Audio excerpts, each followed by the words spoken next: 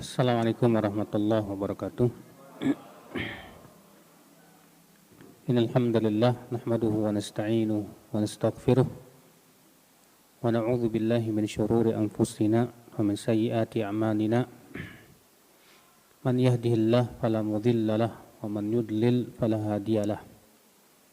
Asyhadu an la ilaha illallah wahdahu la syarika lah wa asyhadu anna Muhammadan abduhu wa rasuluh, amma ba'd. Kita akan sedikit membahas tentang metode pendidikan anak. Ya, menurut Al-Quran dan hadis Nabi Shallallahu Alaihi Wasallam. Metode tarbiyah. Ketahuilah saudaraku seiman,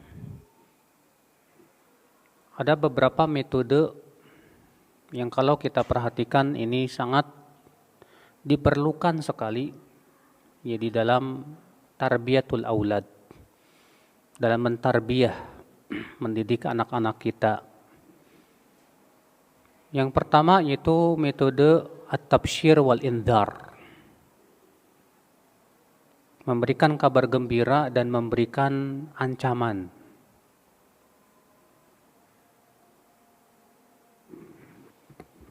Apa memberikan kabar gembira? Al-Quranul Karim menyebutkan bahwa tugas para nabi dan rasul sebagai murabbi adalah mubasyirin wa mundhirin. Allah mengatakan rusulan mubasyirin wa mundhirin. Para rasul itu memberikan kabar gembira dan memberikan ancaman. Kabar gembira dengan apa? Dengan surga. Ancaman dengan apa? Dengan api neraka. Dan Al-Quranul Karim lebih memokuskan pemberian kabar gembira itu dengan surga dan pahalanya, dan api neraka dengan siksanya. Ya. Adapun memberikan kabar gembira dengan pahala dunia, maka di dalam Al-Quran saya belum menemukan ayat tentang itu, kecuali beberapa saja di antaranya tentang keutamaan istighfar. Allah Ta'ala mengatakan, فَقُلْتُ اسْتَغْفِرُوا رَبَّكُمْ إِنَّهُ كَانَ غَفَّارًا يُرْسِلِ السَّمَاءَ عَلَيْكُمْ مِدْرَارًا وَيُمْدِدْكُمْ بِأَمْوَالٍ وَبَنِينَ وَيَجْعَلْ لَكُمْ جَنَّاتٍ وَيَجْعَلْ لَكُمْ أَنْهَارًا. Kata Nabi Nuh, aku berkata kepada kaumku, istighfar kalian kepada Allah. Sesungguhnya Dia Allah Maha Pengampun. Niscaya Allah akan kirimkan air hujan yang lebat. Dan Allah akan berikan kepada kalian harta dan anak-anak. Dan Allah akan alirkan kepada kalian sungai-sungai. Dan Allah tumbuhkan kepada kalian ya, kebun-kebun. Lihat, ketika Nabi Nuh menyuruh kaumnya untuk istighfar, kemudian Nabi Nuh menyebutkan apa keistimewaan istighfar. Ini namanya tabsyir, Pak, pemberian kabar gembira. Apa keistimewaannya? Yaitu yang pertama, Allah akan kirimkan air hujan. Yang kedua, Allah akan berikan kepada kalian harta dan anak-anak. Yang ketiga, Allah akan berikan kepada kalian kebun-kebun dan sungai-sungai. Ya. Ini disebut dengan pemberian motivasi.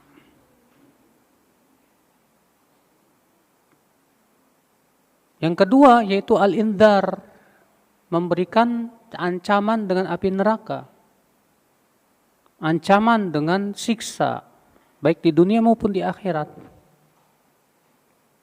Dan di dalam masalah ini ya, yang harus kita perhatikan adalah jangan sampai berat sebelah. Artinya jangan sampai hanya memberikan kabar gembira aja. Sebab kalau selalu memberikan kabar gembira, tidak ada padanya ancaman, itu si anak ngelunjak. Iya. Demikian pula jangan ngancam aja. Tidak memberikan kabar gembira. Akhirnya si anak jadi penakut dan kurang pede. Maka dari itu Ya al-bisyarah wan nadharah, pemberian kabar gembira dengan memberikan ancaman ini harus seimbang. Makanya Al-Qur'an ya seimbang.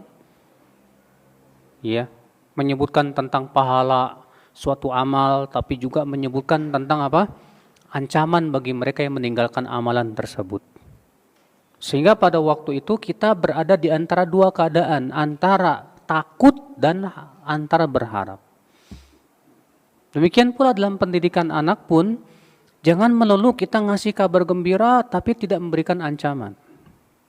Jangan pula kita memberikan ancaman tanpa memberikan kabar gembira tapi seimbang itu. Dan perlu ketahui saudaraku ya, memberikan ancaman itu jangan artinya kita menakut-nakuti. Karena terkadang maaf sebagian orang tua suka nakut-nakutin, awas tuh di sana ada pocong. Ya. Jangan nangis terus nanti ada kuntilanak. Akhirnya yang seperti ini bukan mendidik, Pak. Malah menjadikan si anak penakut. Makanya Allah Subhanahu wa taala memberikan ancaman itu dengan neraka. Dengan adabnya yang pedih. Di mana difokuskan supaya takutnya kita kepada Allah, bukan kepada makhluk. Ya. Makanya hati-hati metode menakut-nakuti anak dengan pocongan, dengan ini sebetulnya bisa menyebabkan jatuh kepada syirik malah nantinya. Ya. Si anak jadi penakut dan yang lainnya. Apalagi kalau si anak itu diajak sama orang tuanya nonton film horor, wah udah. Mau pergi ke kamar mandi aja minta dianterin. Ya. Ya karena itu pendidikan yang sangat tidak bagus seperti itu ya akan Islam azanillah wa iyyakum. Jadi ini metode ini nih. Metode yang pertama yaitu at-tabsyir wal indhar. Memberikan kabar gembira. Kita motivasi dia. Ya, ayo nak, kamu sholat nak. Kalau kamu sholat nak, masya Allah. Ya kamu akan menjadi orang seperti ini, begini. Jadi dia ada motivasi dalam hidupnya itu. Ya. Boleh enggak dengan motivasi kasih hadiah? Nah, kalau kamu hafal ini saya akan kasih hadiah, enggak masalah. Tapi jangan itu jadikan fokus. Supaya tidak tumbuh sifat si anak itu pengennya dapat kasih iming-iming hadiah terus duit. Justru yang kita pikirkan bagaimana mendidik si anak supaya semakin ikhlas gitu loh. Mengharapkan pahala di sisi Allah Subhanahu wa taala. Iya. Nah, ini metode yang pertama ya akhwat Islam dalam pendidikan kepada anak yaitu at-tabsyir wal indhar. Memberikan kabar gembira yang merupakan motivasi dan memberikan ancaman. Iya. Metode yang kedua yaitu at-tadrib, melatih anak.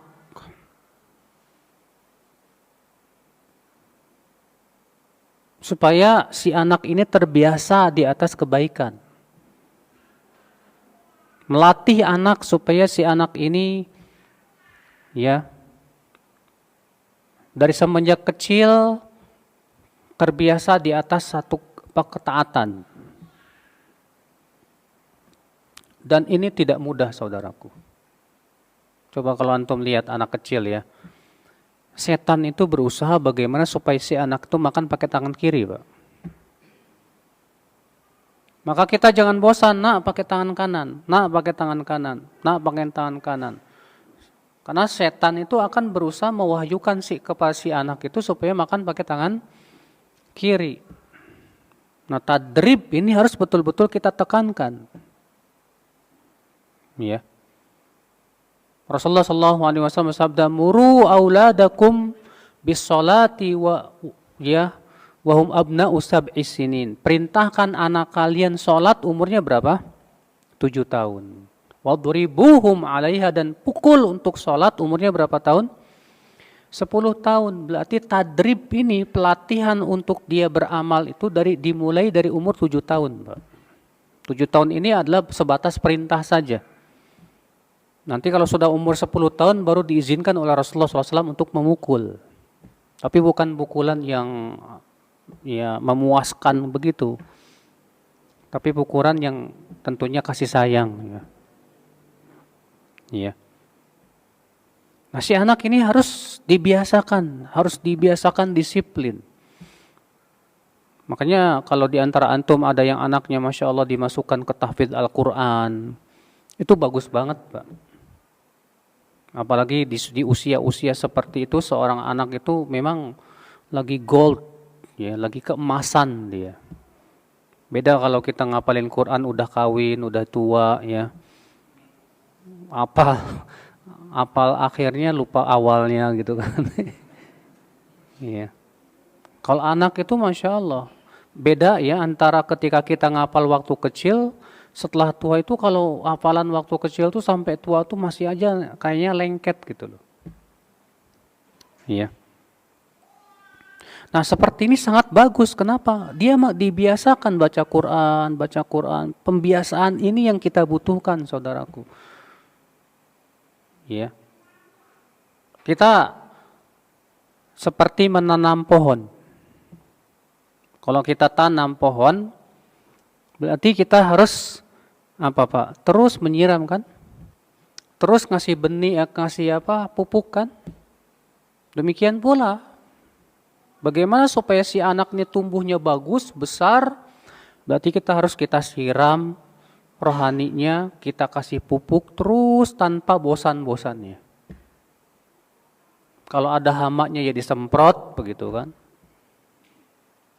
Memang seperti ini disinilah ya kesabaran seorang orang tua itu diuji sekali, apalagi kalau ternyata qadarullah diberikan anak yang agak rewel misalnya, atau anaknya agak melawan dan yang lainnya.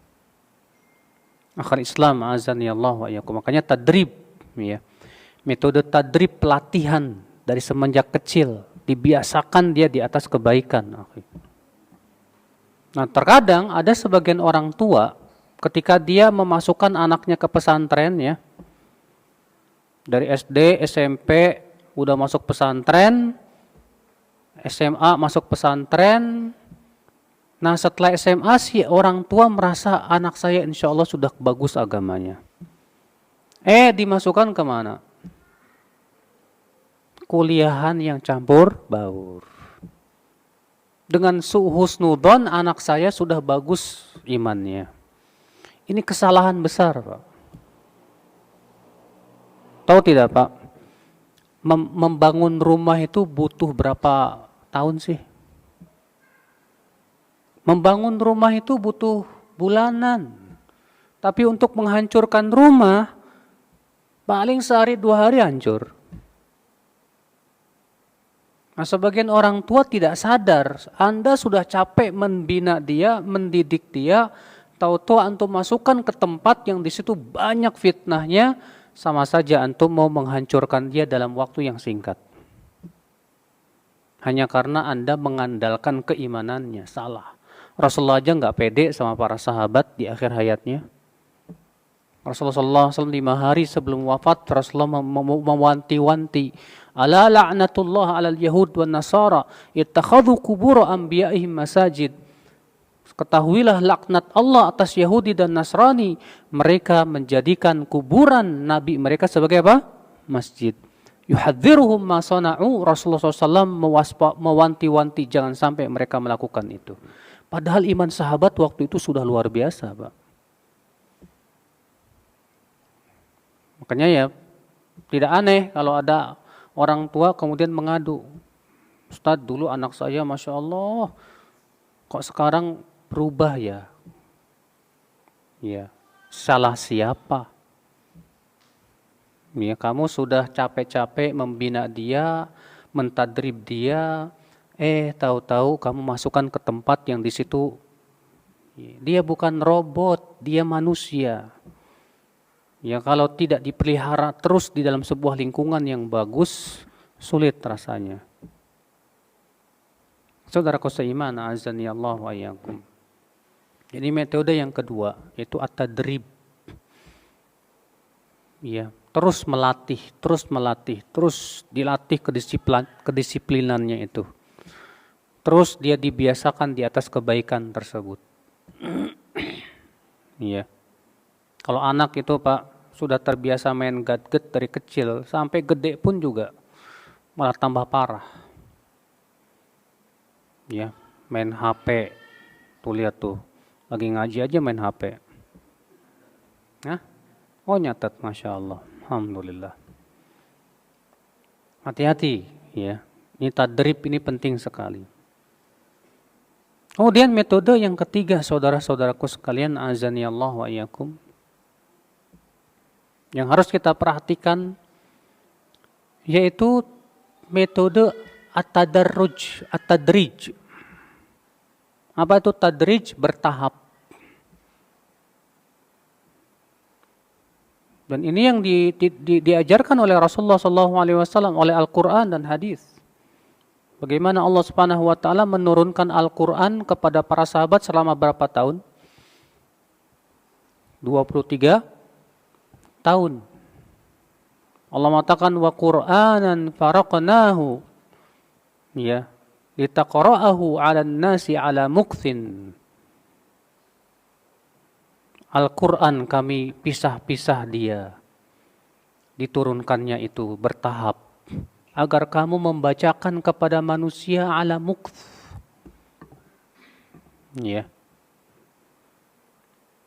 Makanya ini metode yang sangat bagus di dalam mendidik adalah at-tadrij.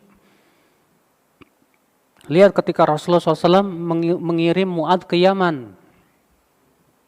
Apa kata Rasulullah SAW? Falyakun awwala ma tad'uhum ilaihi syahadat la ilaha illallah. Hendaklah yang pertama kali kamu dakwahkan apa dulu? Tauhid. Kalau mereka menaatimu apa dulu setelah itu? Salat. Kalau mereka sudah salat, kata Rasulullah, ajarkan mereka apa? Zakat.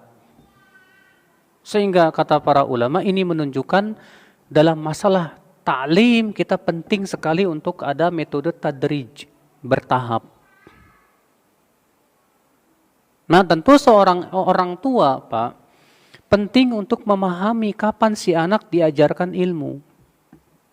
Makanya Syekh Bakar Abu Zaid dalam kitab Hilyah Thalibil Ilm ya, menyebutkan bahwasanya dahulu salaf menjadikan anak-anak kecil suruh ngapalin Quran dulu. Setelah mereka menghafal Quran, mereka diajarkan adab dulu.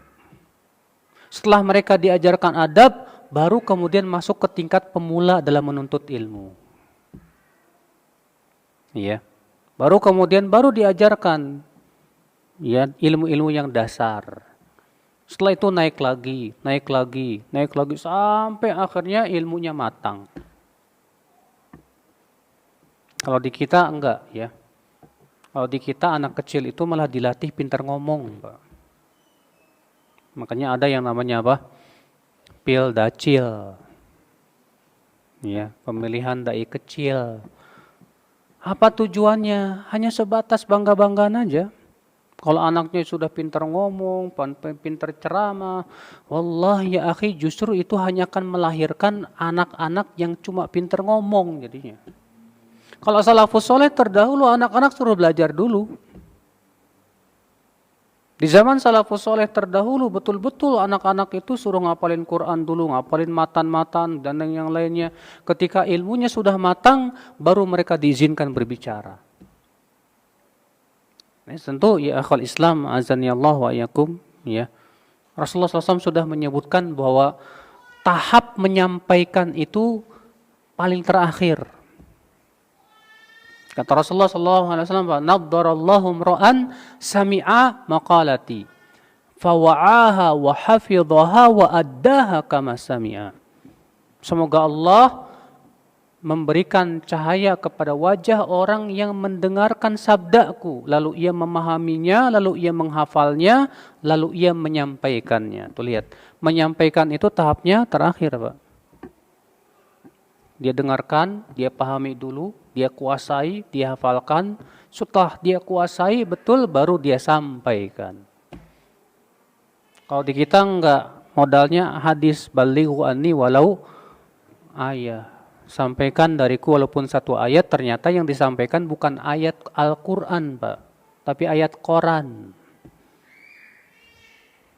Ya. Fa'allahul musta'an wa alaihi tiklan. Maka di sini, akhi, ya, sedikit demi sedikit kita tidak bisa menjadikan anak itu langsung jadi, nggak bisa. Kita prioritaskan dulu, ya, anak misalnya umur 3 tahun sampai 6 tahun sampai sekian tahun ini targetnya saya ingin anak saya hafal Quran dulu. Bagus, Masya Allah.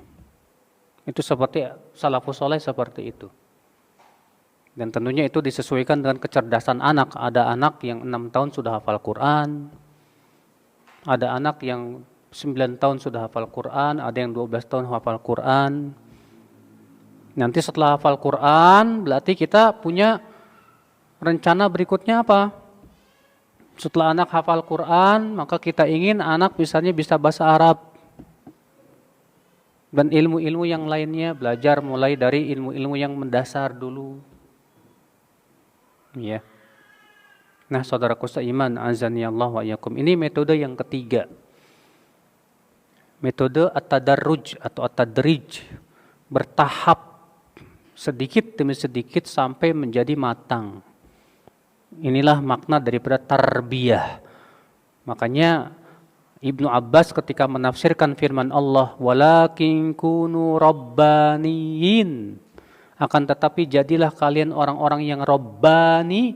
Apa kata Ibnu Abbas? Ar-rabbani huwa alladhi yurabbin nas min sigharil ulumi ila kibariha.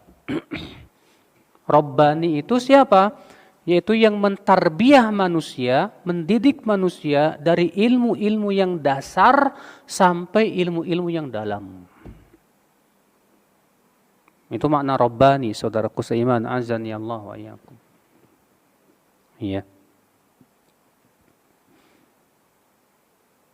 Baik, karena waktunya terbatas, ya, kita langsung buka tanya jawab saja.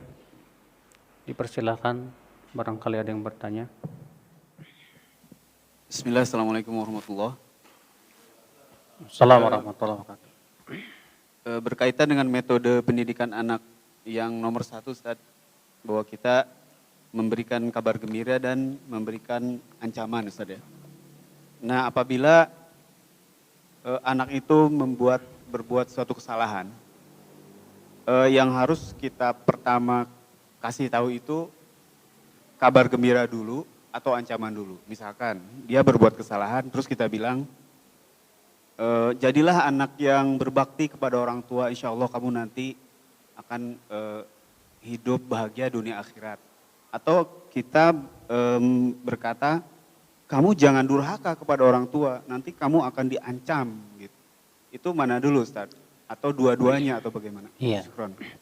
Kalau kita melihat metode Al-Quran dan hadis, ya, Allah Subhanahu wa Ta'ala ketika menegur orang-orang yang jatuh kepada kesalahan itu langsung dengan indar.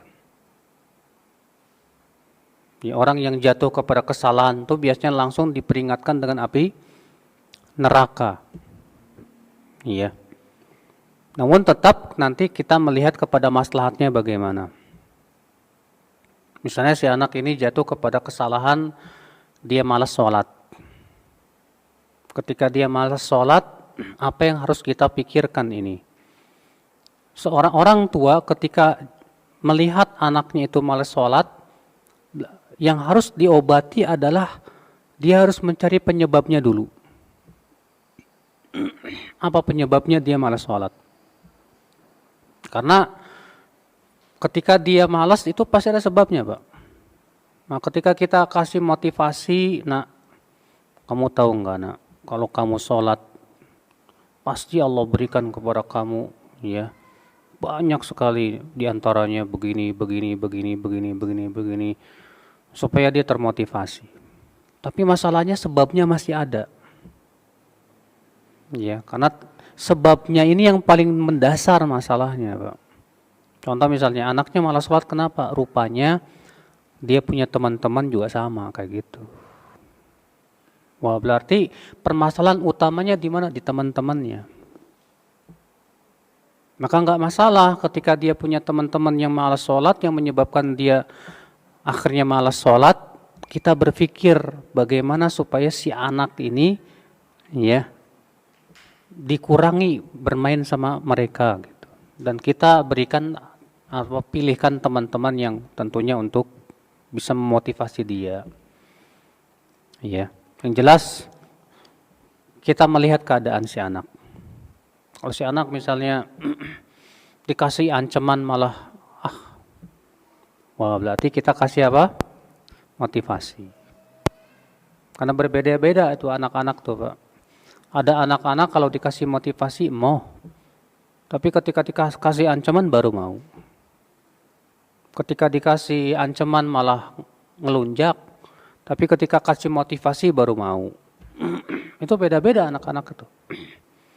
Maka kita lihat keadaan si anak, mana yang paling bermanfaat buat dia, itu yang kita lakukan. Allahu a'lam. Jazakallahu khairan Ustaz atas jawabannya. Selanjutnya ada yang ingin bertanya? Ustadz, dari metode 1 tadi sampai 3 mengenai usia anak Ustadz, Ana mau tanya yang terbaik gitu, keutamaannya lebih di mana? Karena saat-saat ini kan kita banyak memasukkan anak juga ke mahat, dan dengan keterbatasan orang tua, ilmu orang tua untuk mendidik anak. Nah, Ana mau tanya karena kan paling tidak sampai umur 13 tahun itu kita bisa didik dengan metode 1, 2, 3 ini Ustadz. Kemudian kalau ke mahat udah dididik oleh guru-gurunya, ustadz-ustadznya. Mana lebih utama Ustadz? Pertanyaan Ana yang pertama adalah untuk ikhwannya anak laki-laki, mana lebih utama, apakah di umur 13 dia langsung di mahat, terus sampai SMP, SMA, kuliah mungkin kan kita tahu pasti sedikit waktunya untuk dengan orang tuanya. Nah begitu juga dengan akhwat, mana yang terbaik Ustadz? Apakah dari umur 13 juga atau setelahnya gitu Ustadz?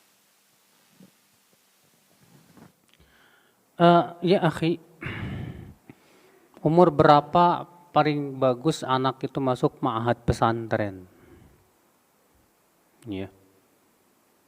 Sebetulnya ini tidak bisa kita mutlakkan sesuai dengan keadaan anak masing-masing gitu. Antum kalau antum orangnya motivator, di mana antum misalnya target antum anak antum masuk pesantren setelah lulus SD misalnya ya. Maka antum harus memotivasi dia dari semenjak masuk SD. Jangan harap antum mau masukkan ke pesantren setelah dia selesai SD. Kesalahan banyak orang tua adalah baru mau ngasih motivasinya setelah dia mau lulus. Kenapa? Karena banyak anak-anak terpengaruh oleh teman-temannya. Temannya mau masuk SMP ini, mau masuk ini, masuk ini. Ketika kita mau masukkan ke pesantren, bisa jadi dia sudah terbentuk image yang buruk dulu tentang pesantren dari teman-temannya itu. Makanya kalau kita ingin masukkan anak kita ke pesantren, berarti apa? Kita harus kasih motivasi dari semenjak awal. Dengan cara apa? Antum gambarkan pesantren itu seindah-indahnya. Dengan cara apa? Sekali-kali antum kunjungi pesantren. Dan itu Masya Allah ya, sebagian orang tua yang memberikan motivasi terus kepada anaknya itu, ya ketika kita masukkan pesantren dia langsung semangat Pak. Dari kesadaran diri sendiri gitu loh. Beda kalau misalnya orang tua tidak memberikan motivasi, atau tiba-tiba mau masukin pesantren, biasanya si anak nggak mau. Kenapa? Karena ya begitu, apalagi pergaulannya kurang bagus gitu kan. Maka dari itu ya akhi, ya untuk memasukkan pesantren karena itu jauh dari orang tua itu berat bagi anak. Kecuali kalau memang si anaknya sudah termotivasi.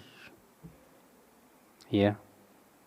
Ada teman saya dari semenjak lulus SD dipesantrenkan, bahkan ada yang semenjak kelas 1 SD sudah dipesantrenkan. Ya, semenjak kelas 1 SD sudah dipesantrenkan, ya, tapi dia pintar dalam memotivasi anaknya itu. Sehingga si anaknya tersebut nggak masalah gitu. Kenapa? Karena dia sudah ada motivasi terlebih dahulu dari orang tuanya. Setiap hari dimotivasi, dibikin indah, dibikin gini. Sehingga si anak itu mau masuk pesantren. Dan memang ya, kalau anak itu merantau,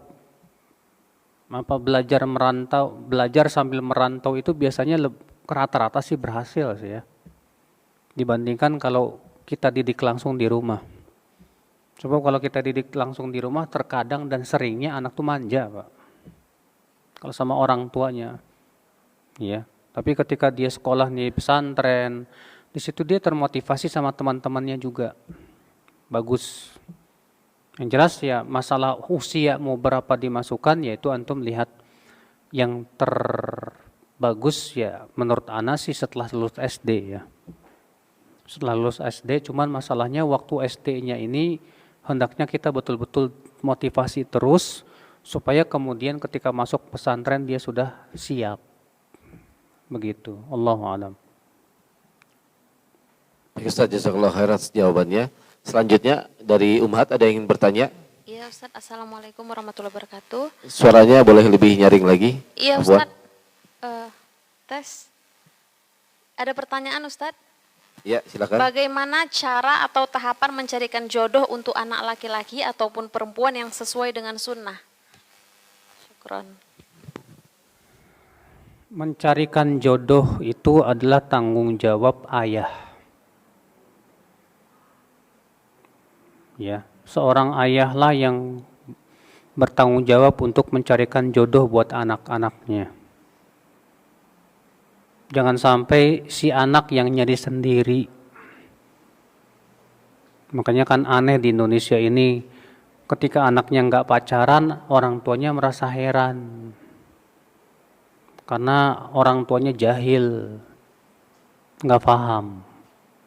Dalam Islam, ya, yang mencarikan jodoh buat anaknya adalah orang tuanya. Karena orang tua lebih berpengalaman dari anak. Ya, kalau orang tuanya yang bertakwa sih alhamdulillah, pasti akan yang dia carikan adalah yang bertakwa. Cuma masalahnya orang tuanya matre, nah ini susah. Kalau orang tuanya matre, maunya yang penting sing kaya dah, yang ya mau takwa mau enggak, yang penting kaya dah. Biar anak saya senang. Ya, ini kesalahan besar, Pak. Ya, sebab yang namanya rezeki Allah yang ngasih. Maka dari itu, ya, yang paling berhak untuk mencarikan jodoh adalah bapaknya atau kakaknya atau pamannya, yang kalau memang bapaknya tidak ada. Ya. Adapun anak laki-laki, maka anak laki-laki boleh tanpa harus bapaknya, nggak masalah. Cuman juga anak laki-laki harus dibimbing juga sama bapaknya. Karena apalagi masih muda. Kalau masih muda kan hanya sebatas melihat fisiknya saja. Ya, tidak melihat kepada hakikatnya gitu. Istilahnya kalau ngelihat mobil luarnya bagus banget, wah bagus, padahal mah mesinnya apa? Ya hancur gitu.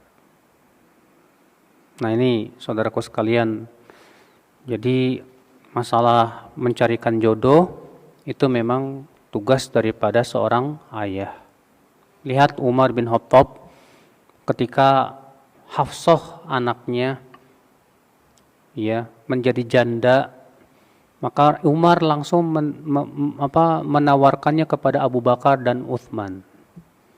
Datang kepada Abu Bakar. Abu Bakar berkata, nanti deh saya pikirkan lagi. Datang lagi ke Utsman. Utsman tidak menjawab apa-apa. Akhirnya dilamar oleh Rasulullah sallallahu alaihi wasallam. Iya. Nah itu, Allahu a'lam. Baik, satu pertanyaan terakhir bagi yang ingin bertanya, masih ada kesempatan satu Ada. pertanyaan lagi. Ada ini Ustaz. Baik, silakan. Dalam ketiga metode di atas tadi, siapakah seharusnya yang memegang peran terbesar dalam mendidik anak? Jika misal anaknya laki-laki atau perempuan, apakah di sini ada perbedaan ayah atau ibunya yang lebih memiliki peran terbesar dalam mendidik anak tersebut? Syukran Ustaz. Tentunya, ya, seorang ayah punya kewajiban ganda. Kewajiban ayah yang paling utama adalah mencari nafkah. Mencari apa? Nafkah. Iya. Nah, ketika seorang ayah mencari nafkah, maka pada waktu itu saat si ayah itu tidak ada di rumah mencari nafkah, maka tanggung jawab terbesar pendidikan anak adalah ibunya. Iya. Tanggung jawab terbesar karena ayah itu seringkali keluar. Makanya lihat para ahli hadis terdahulu, mereka pergi sampai berbulan-bulan meninggalkan istrinya untuk mencari hadis baru kemudian pulang. Iya. Ada seorang dai di Mesir yang anak-anaknya jadi ulama semua, Pak. Kemudian dai ini ditanya, saya lupa namanya, Syekh Mahmud Syakir kalau nggak salah. Wah, kamu hebat sekali, anak-anakmu berhasil semua. Siapa yang mendidik? Kata dia, bukan saya, istri saya. Loh, kamu kemana aja? Saya sibuk dakwah. Saya berdoa kepada Allah, ya Allah, ya, saya sibuk untuk mengajarkan manusia. Maka tolong ya Allah, jaga anak-anak saya. Masya Allah. Ya. Tawakalnya sangat tinggi, ternyata dia punya istrinya juga Masya Allah, jadi semuanya, Pak. Makanya di sini ya jelas suami punya kewajiban juga untuk mendidik apa? Anak. Tapi pastinya yang namanya laki-laki, suami bakalan banyak di luar untuk mencari apa? Nafkah. Maka disitulah kewajiban istri untuk mendidik anak. Bukan berarti suami tidak sama sekali mendidik, tetap berusaha membantu, memotivasi dan yang lainnya. Tetapi ingat ya, bahwa anak itu kebanyakan waktunya seringnya bersama siapa? Ibunya. Maka dari itulah kalau kita perhatikan para ulama-ulama besar itu Pak, di belakang mereka ibu-ibu yang luar biasa. Imam Syafi'i, siapa di balik beliau kalau bukan ibunya? Imam Syafi'i dari kecil sudah terlahir dan dari kecil sudah yatim. Tapi ibunya semangat sekali bagaimana supaya Imam Syafi'i ini bisa belajar. Sampai akhirnya menjadi ulama besar. Ya. Bahkan hampir seluruh ulama-ulama besar itu ternyata di baliknya adalah ibunya yang luar biasa. Ibunya ya akhul Islam. Ya. Nah, di sini fungsi ibu. Walaupun di sana juga ada ulama yang Masya Allah, yang mereka ya berusaha menyibukkan diri untuk mendidik anaknya saja. Dia sudah ulama, udah besar keilmuannya, tapi dia tidak sibuk mengajar di luar, tapi sibuk mendidik anak. Ada juga seperti itu. Makanya para ulama itu bermacam-macam, Mbak. Iya. Makanya ada istilah yang sangat masyhur, populer di kalangan para penuntut ilmu, bahwa orang yang paling tidak butuh ilmu ulama itu anaknya. Ya. Betul, itu istilah populer di kalangan para ulama. Ya, azhadun nas anil ilm, orang yang paling zuhud terhadap ilmu, di antaranya anaknya ulama. Walaupun itu tidak mutlak ya. Buktinya Imam Ahmad anaknya ulama semua. Abdullah bin Imam Ahmad, Saleh bin Imam Ahmad, semua jadi ulama. Abu Daud anaknya Abu Bakar jadi ulama besar. Ya, walaupun kemudian Abu Daud mentahdzir anaknya sendiri. Ya, ketika Abu Daud ditanya, bagaimana anakmu? Dhaif. Ya. Akhal Islam azani Allah wa iyyakum. Iya. Allahu a'lam.